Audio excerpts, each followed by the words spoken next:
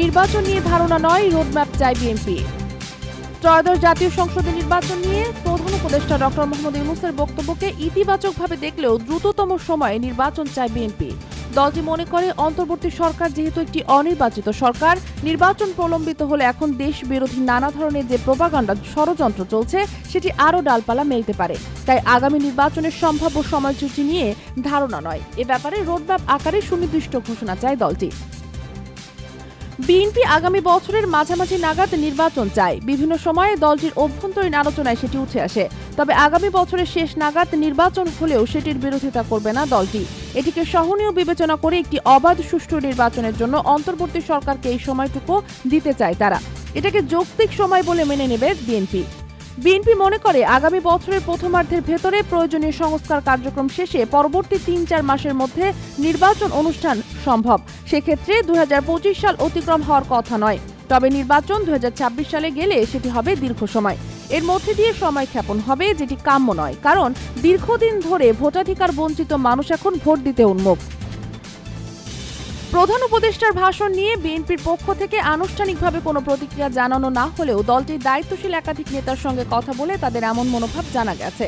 গত ৫ আগস্ট আওয়ামী লীগ সরকারের পতনের পর ৮ আগস্ট ডক্টর মোহাম্মদ ইউনূসের নেতৃত্বে অন্তর্বর্তী সরকার গঠিত হয়। এরপর একটি অবাধ সুষ্ঠু নির্বাচন অনুষ্ঠানে রাষ্ট্রের গুরুত্বপূর্ণ প্রতিষ্ঠানগুলো সংস্কারে মনোযোগ দেয় সরকার। এ লক্ষ্যে ১৫টি কমিশন গঠন করা হয়। কিন্তু সংস্কার কার্যক্রম এগিয়ে চললেও সংস্কারের তরফ থেকে নির্বাচন সুনির্দিষ্টভাবে দিনক্ষণ জানানো হয়নি। এমন প্রেক্ষাপটে ২ মাস ধরে নির্বাচনের রোডম্যাপের দাবি জানিয়ে আসছিল বিএনপি।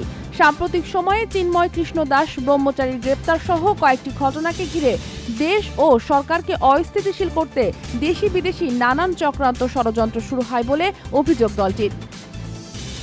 এর পরিপ্রেক্ষিতে বিভিন্ন সভা সমাবেশ, আলোচনা সভা থেকে রোডম্যাপের দাবি আরও জোরালো করেন বিএনপি নেতারা। দলটির নেতাদের অভিমত, সংস্কার একটি চলমান প্রক্রিয়া। বিএনপি তাদের ২১ দফায়ও সংস্কারের কথা বলেছে। তাই নির্বাচনমুখী প্রয়োজনীয় সংস্কার শেষে দ্রুত নির্বাচনের ব্যবস্থা করা উচিত। এর অংশ হিসাবে দ্রুত রোডম্যাপ দিলে দেশ পুরোপুরি নির্বাচনী প্রক্রিয়ায় ঢুকে যাবে। এতে করে বিদ্যমান অস্থিরতাও কেটে যাবে। তাছাড়া ১৫ থেকে ১৬ বছর ধরে ভোটাধিকার বঞ্চিত জনগণও এখন ভোট দিতে উন্মুখ। আর সব সংস্কার শেষে নির্বাচন করতে গেলে সেটি দীর্ঘ সময়ের ব্যাপার। নির্বাচিত সরকার এসে তার সংস্কার কার্যক্রমকে এগিয়ে নেবে। এমন অবস্থায় সংস্কার ও রোডম্যাপ নিয়ে অন্তর্বর্তী সরকারের দায়িত্বশীল ২-১ উপদেষ্টাও বক্তব্য দেন। তথ্য ও সম্প্রচার উপদেষ্টা মোহাম্মদ নাহিদ ইসলাম বলেন, প্রয়োজনীয় সব সংস্কার শেষে জাতীয় ঐক্যমতের ভিত্তিতে নির্বাচনের ব্যবস্থা করা হবে।